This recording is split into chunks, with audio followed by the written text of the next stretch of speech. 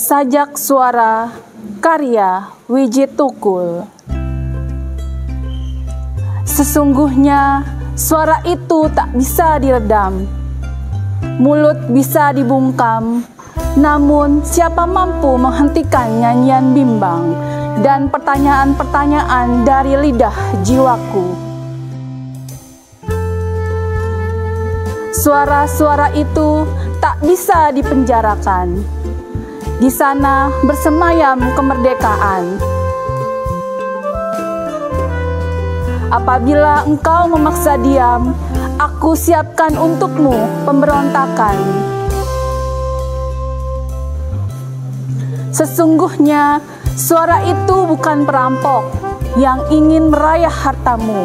Ia ingin bicara mengapa kau kokang senjata, dan gemetar ketika suara-suara itu menuntut keadilan.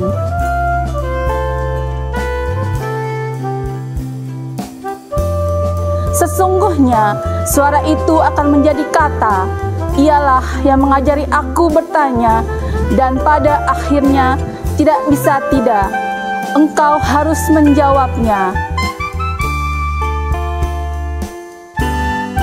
Apabila engkau tetap bertahan, aku akan memburumu seperti kutukan.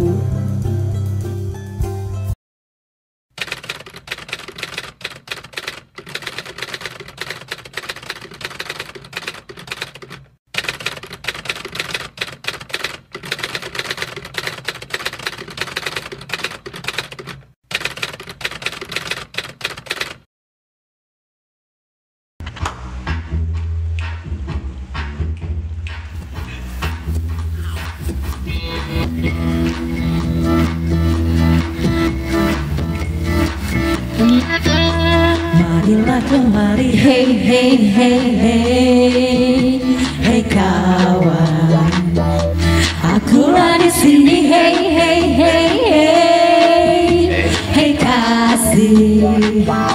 Mari bergembira bersama-sama, hilangkan hati duka lara.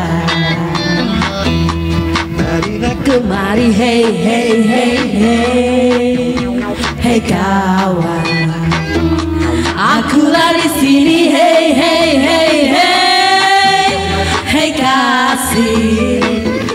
Mari bergembira bersama-sama, hilangkan hati duka lara. Boleh dua-duaan, asal tetap di lingkaran, tapi awas jangan pergi berduaan. Nenek bilang itu berbahaya, hey hey hey. Marilah kemari, hey hey hey hey, hey kawan. Jangan lupa like, share, komen, subscribe, dan bunyikan tombol loncengnya. Halo sahabat seperjuangan di seluruh penjuru tanah air, jumpa lagi di rubrik Renungan. Di awal video ini, kita sudah mendengarkan puisi berjudul Sajak Suara yang dibacakan sahabat baik saya, Melani Widyastuti. Sajak Suara karya Wiji Tukul. Seperti kita tahu, puisi yang fenomenal ini ditulis oleh Wiji Tukul, penyair rakyat yang dihilangkan oleh rezim Orde Baru. Seperti biasa, kita akan membedah puisi tersebut dari sudut pandang kelas pekerja. Yuk kita mulai. Sesungguhnya suara itu tak bisa diredam, mulut bisa dibungkam, namun siapa mampu menghentikan nyanyian bimbang dan pertanyaan-pertanyaan dari lidah jiwaku.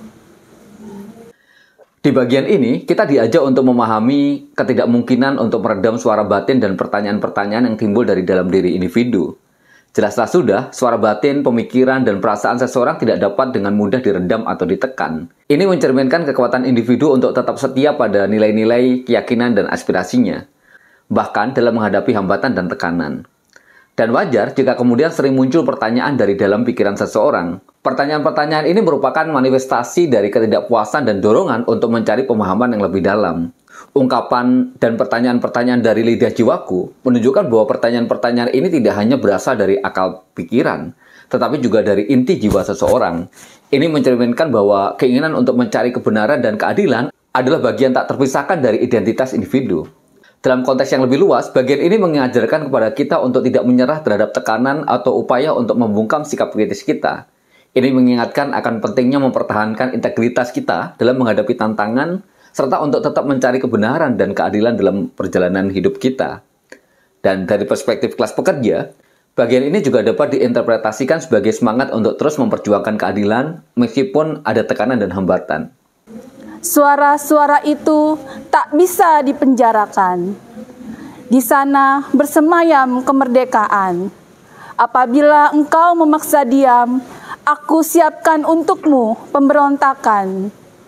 Di bagian ini menekankan pentingnya kebebasan berbicara, termasuk memperingatkan tentang konsekuensi yang mungkin timbul jika ada upaya untuk memenjarakan suara. Suara-suara itu tak bisa dipenjarakan. Kemerdekaan berbicara adalah sesuatu yang tak terbendung.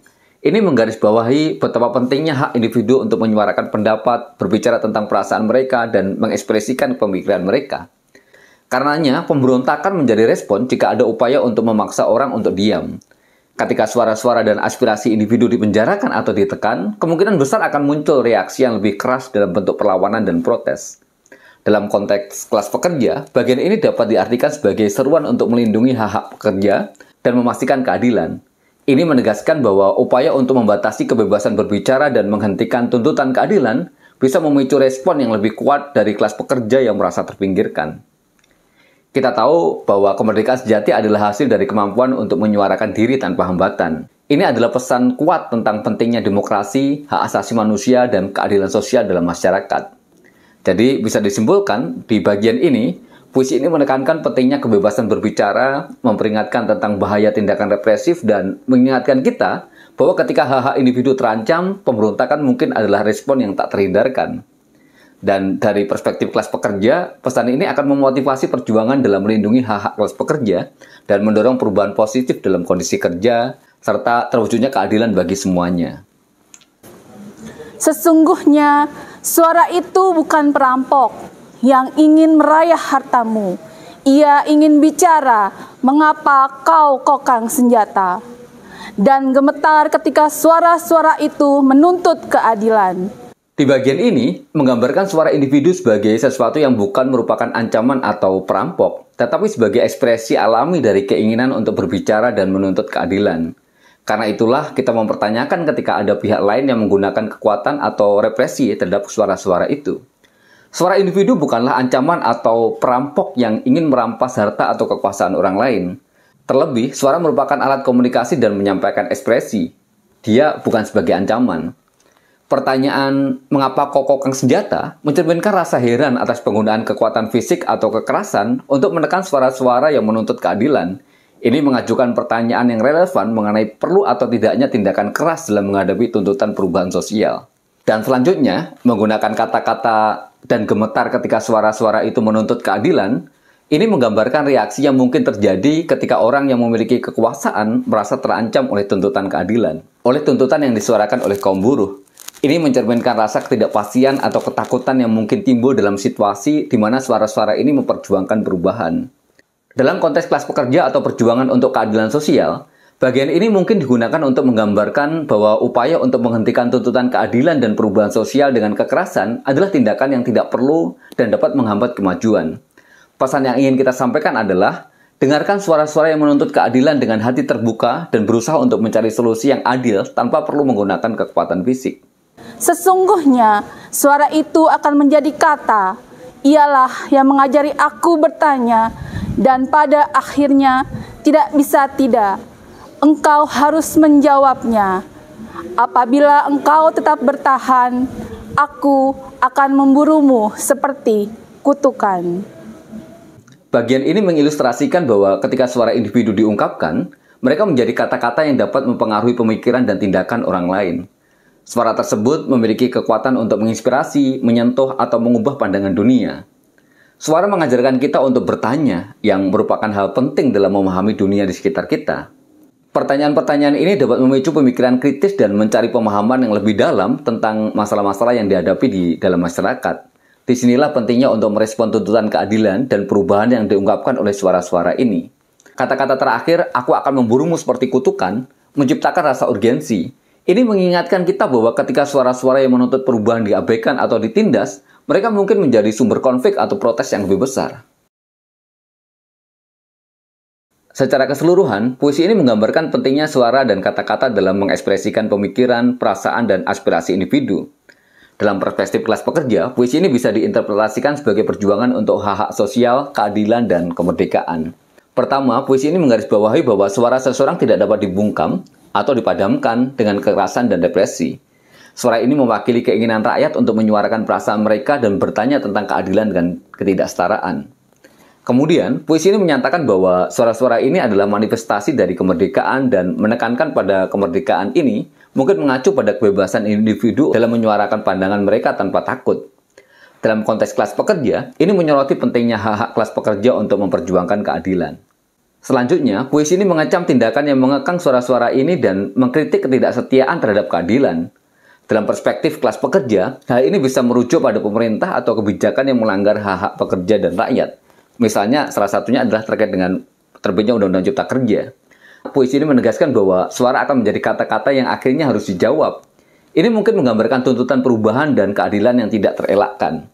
Ini menggambarkan komitmen untuk terus memperjuangkan perubahan yang lebih baik bagi pekerja dan rakyat Indonesia. Pendek kata, puisi ini mengajak kita untuk lebih berani menyuarakan perasaan, pertanyaan, dan tuntutan untuk mencapai keadilan dan kemerdekaan.